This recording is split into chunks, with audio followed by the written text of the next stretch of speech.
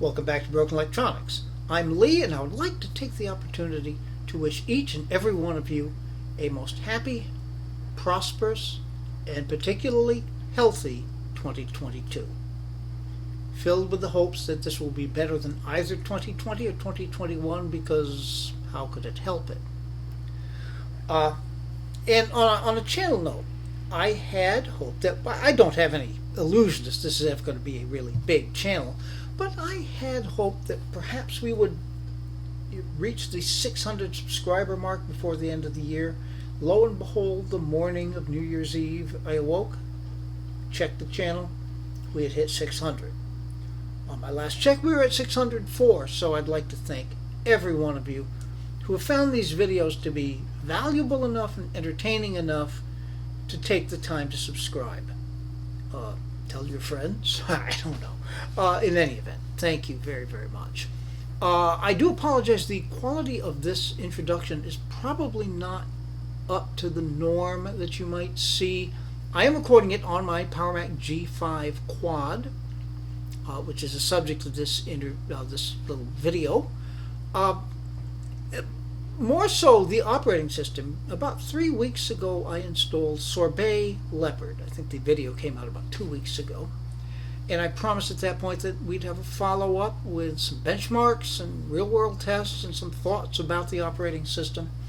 I will confess that despite that amount of time, in the interim, I drove across the country, spent a week over Christmas with my daughter, drove back across the country, so I haven't had access to the machine. This is not going to be by any means a comprehensive review of Sorbet Leopard, but we will have some thoughts about it. So, if you find that to be of interest and you want to check that out, please stay tuned. Alright, here we are. This is the Sorbet Leopard desktop on the PowerMac G5 Quad. Now, a few words about Sorbet and what it is, and maybe more importantly, what it is not. It is not, despite the fact that I've set the Snow Leopard Aurora background for it, it is not Snow Leopard for PowerPC. It is an enhanced Leopard in a variety of ways. We can take a look about this Mac. And you see it's identifying as 10.5.9, which is kind of a conceit on the part of the developer, a worthwhile one, because it certainly is an update at any rate. However, if we look in System Profiler and go under Software, you're going to see it identifies correctly as macOS 10.5.9, build 9L31A. Alright, and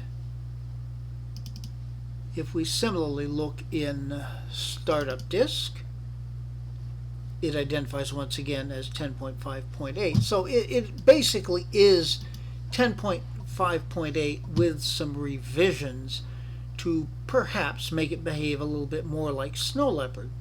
Now, as far as what I've done, when you first open Sorbet after you've downloaded it, you'll see three different files on the desktop. Welcome to Sorbet Leopard, macOS 10 hardening tips, keeping your PowerMac safe. Now, we go to Sorbet Leopard. This has a lot of tips as to what to do to get the most out of Sorbet. Utility scripts and enter maintenance and the run system tune-up. That's the first thing to do. It will improve graphics performance in particular. Repairing disk permissions after changing themes. Personally, I don't recommend changing themes. You can change it to the Mountain Lion theme. Well, okay. Or the High Sierra theme. Or there's even an iOS theme. These are purely cosmetic, and the thing is, once you've done that, it's a permanent change. and I don't see any real point, but I don't know, maybe it'll be fun. If I could back out of it, I might just give it a try. Okay. Now, deeper colors. Now, I have in fact done that in system preferences, and I will admit the colors look really, really good. Faster act minimization, scale effect instead of genie effect, uncheck animate opening applications. The thing about things like this, all of these system preference changes, you could do on vanilla Leopard without installing an entire new operating system. Alright, animate opening applications to get faster response times. Alright, system preferences. For internet response, turning off IPv6 certainly isn't going to harm anything. Do the DNS servers? Maybe. Again, these are things you could do on vanilla Leopard. You don't need to install Sorbet in order to do that. Now, the utility scripts are perhaps a different story. I don't know what would happen if you tried to run that utility script, which just activates a terminal command to use the 2D dock instead of the 3D dock. This is the 2D dock. Now, the interesting thing, if you were to get rid of these white lines here, it'd basically look a heck of a lot like the dock looks in Big Sur. So, yeah, I don't see this as a problem at all. Does it make the graphics faster? I don't know, really. Toggle window shadows. Okay, well, I've done that as well. Now, one thing I haven't done in terms of faster browsing performance, I have not disabled all of these fonts. There's a ton of fonts listed to disable in the font book, some of which really wouldn't matter. That's a lot of work. You wonder why. Maybe get a script that would do all of that. But so I basically left the fonts enabled. All right. And the hardening tips.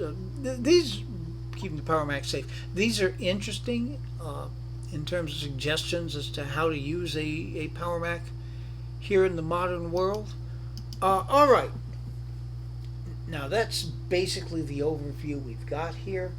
I think what I'm going to do next is boot the machine back into Leopard, run some benchmarks, do some real world tests, and then come back to Sorbet to duplicate all of that and see the comparison.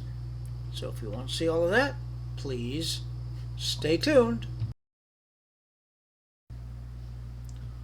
All right, here we are again on the Leopard desktop. This is the Leopard Aurora background.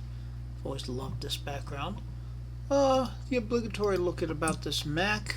Now, identifying, of course, as 10.5.8. We can take a look at the software entry, and we see here 10.5.8, and again 9L31A, the build identifier, exactly the same build as Sorbet Leopard identifies. Okay, I pointed out that many of the tweaks that can be done to Sorbet to improve performance could also be done to Leopard. However, I have not done that. We're going to start out running benchmarks, and we'll start particularly with Cinebench. This is Cinebench 2003, the G5 edition. Actually is a version of Cinebench that works on Mac OS 9. Alright, now we need to exit out of the screen recording, and I will be back with the results. Stay tuned. Welcome back, and the results are in. For the CPU benchmark, the rendering for one CPU, 354. For multiple CPUs, the two CPUs, a total 4 cores, 924, with a multiprocessor speed up of 2.61. Graphics, the 4D shading, 350. OpenGL software lighting, 1091. The OpenGL hardware lighting, 2378, with the OpenGL speed up of 6.80. Okay. So we can close out of that. Next up, Geekbench. It's bug me to buy it, but I'm not going to. Maybe I should for as often as I run this. Okay, so once again, we're going to close out of the screen recording and then run Geekbench. Stay tuned for the results.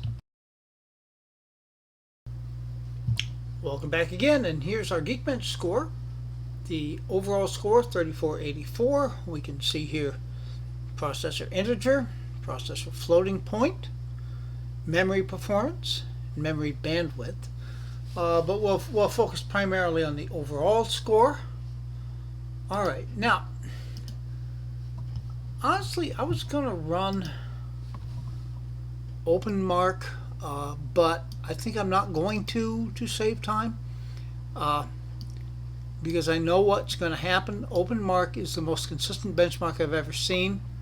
It's going to be exactly the same because it's testing the GPU and just the GPU, and once you've tested it, it stays the same. Okay, so we're going to go to Xbench.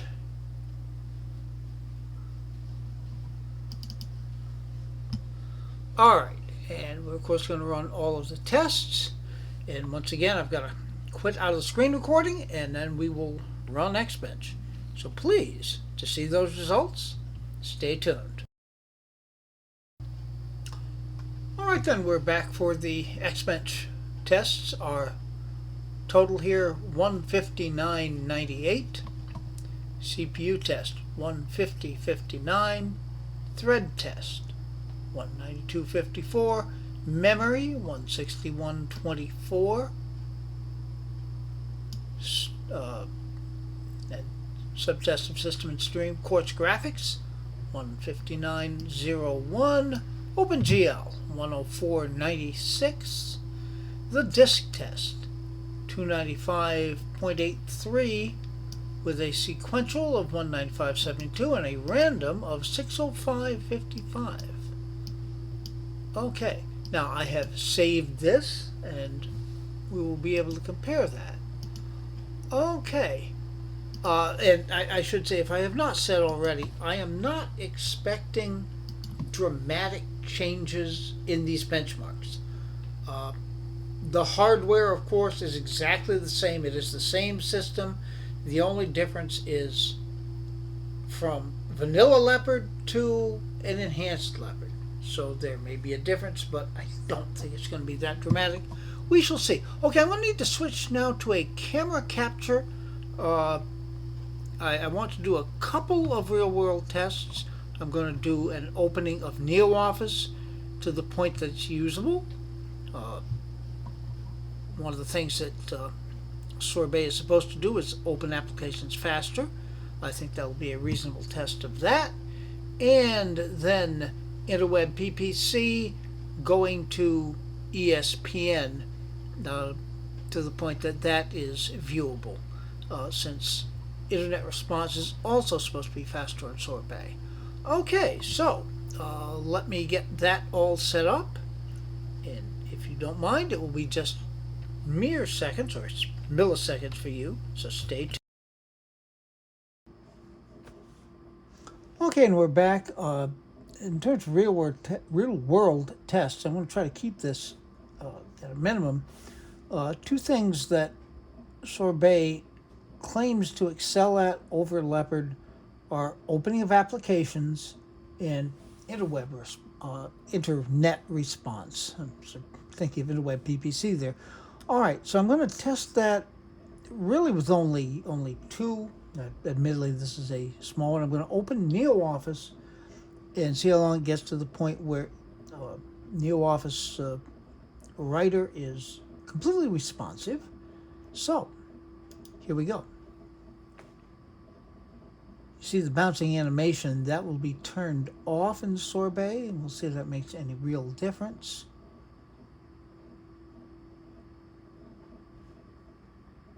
Okay, we see Writer, nothing from the key. Okay.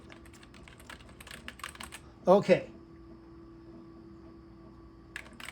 And here it's completely responsive. Basically 21 seconds. All right.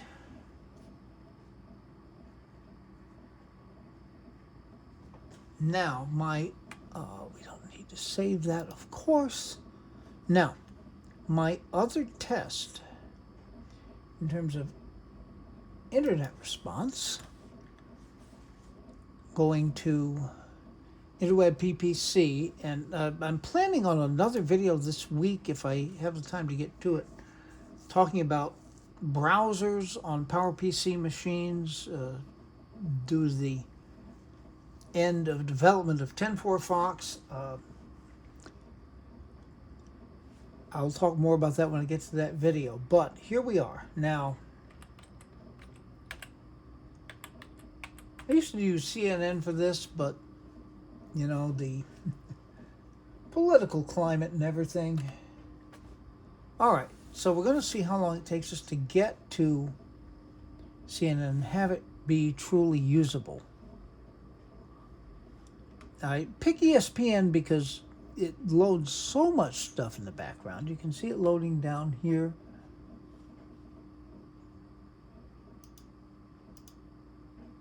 I am able to scroll, that's something. Oh, we're still loading stuff.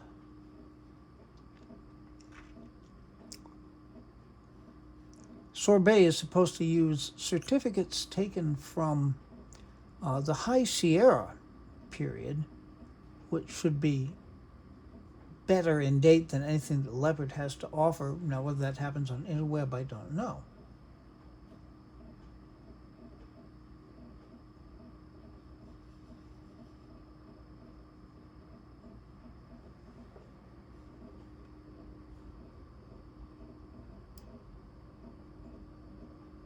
Scrolling is pretty good at this point.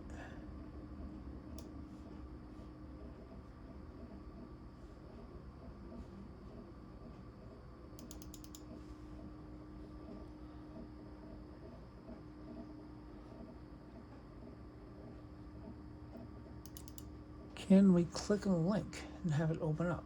Yes, we can. Well, it hasn't opened yet, has it?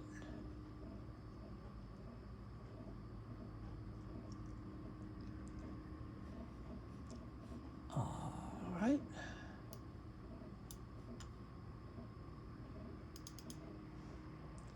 And we can click on the link and scroll through it. So I'm going to call that just about 154.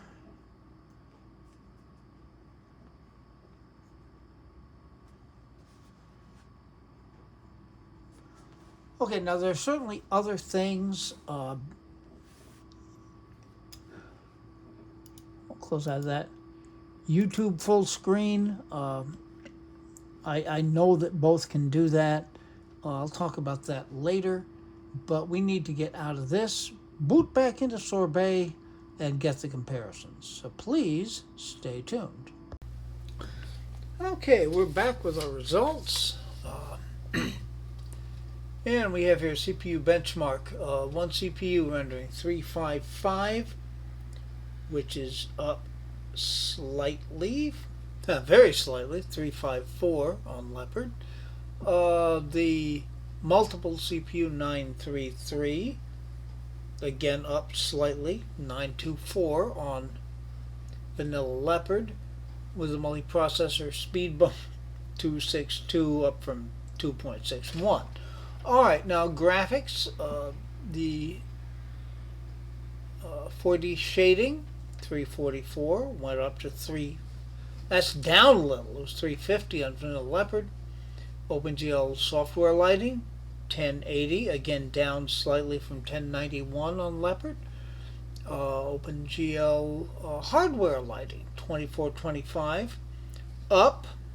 Leopard was 2375, and the speed up 7.05, up from 6.80.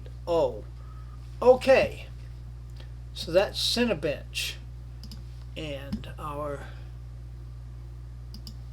next benchmark will be Geekbench. And yes, I know. Okay, so we've got to end the screen recording, and then we'll be back with the Geekbench results. Stay tuned. And here are Geekbench results. 3458, which is down from 3484 on Vanilla Leopard. Now, admittedly, you can run Geekbench multiple times. It will vary. These two results are well within the range of standard deviation. But yeah, okay. So much for Geekbench. Geekbench has got its issues anyway. Okay. And finally, probably the best of the benchmarks of the period, Xbench. So we'll run that, and we'll be back presently with the results. Stay tuned. Alright, we have our Xbench results. Let me expand these down a bit to get the side-by-side comparisons. Alright, overall score 16149 on Sorbet. Vanilla Leopard is 15998. Yeah. CPU test 15092 to 15059. Thread test 1827, actually down a little bit from Vanilla Leopard 19254. Memory test 162, slightly up. This is pretty much what I expected. Quartz graphics 163, up a little bit, yeah. OpenGL 104, actually down a little bit. User interface 17041 is up a fair amount. That may be instructive right there. That the UI actually works better, and that's enough to think about. Disk test is down 29583 is 289. Now, I mean, they're both 2.5 inch SSDs in a SATA 1 connection. No real reason why there should be a huge difference. Sequential test is virtually identical. Yeah, it's in the random where it makes a bigger difference. Interesting. Okay, alright. Well, I'm going to need to, we can close out these things. And we need to get back into the camera capture to do the NeoOffice and Interweb PPC. So,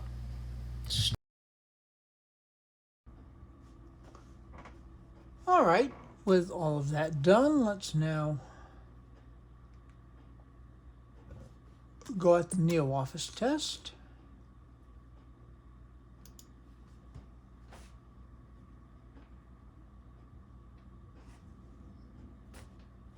There's Neo opening.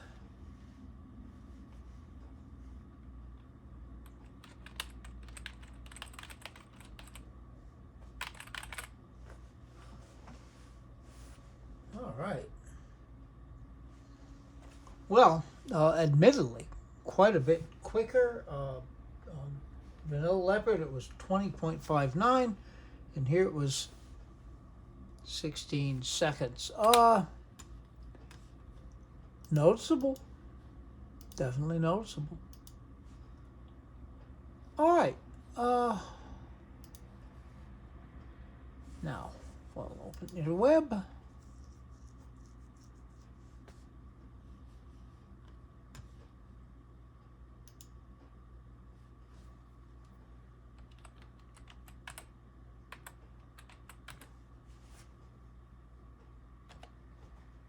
Okay.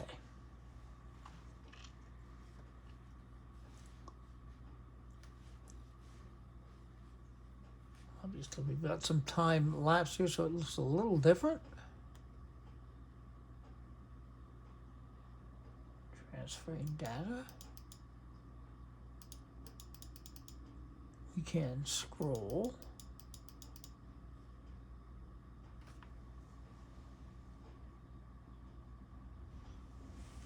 It was nearly 2 minutes.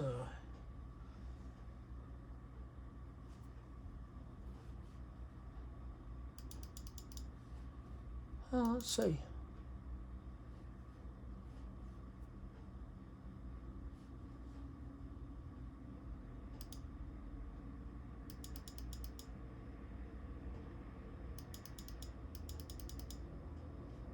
Okay, I'll call that ready to go. That's almost a minute sooner, so that's definitely true. All right. Well, so the benchmarks were pretty much a wash, but both the real-world tests did open NeoOffice faster. It did, in fact, get InWeb PPC to open ESPN faster. One thing I'll note, it does come with Leopard WebKit pre-installed. However, if you're going to use it to watch YouTube full screen, you're going to have to download WebKit and run the optimization scripts, or it just isn't going to do it. But it does work. Since I transferred all of my settings from the Leopard installation, it worked. Okay, so the interesting thing, things do seem to open faster. Response to the internet is somewhat faster. I'm going to have to work with this a bit more and see, is this really something that's going to be substantially improved over Leopard?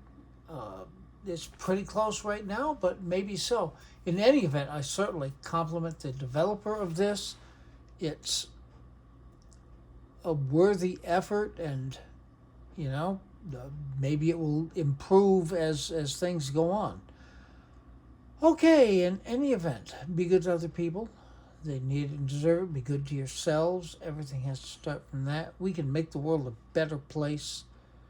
It isn't, so please take very, very good and careful care in these difficult times. And gosh, they do stay difficult, don't they? Anyhow, I do hope later in the week to have a video up about web browsers on PowerPC. I've got a lot of PowerPC things that are in the pipeline that are going to come up, where I talk about 10.4 Fox as though we're still under current development. Those things were recorded before 10.4 Fox development ended.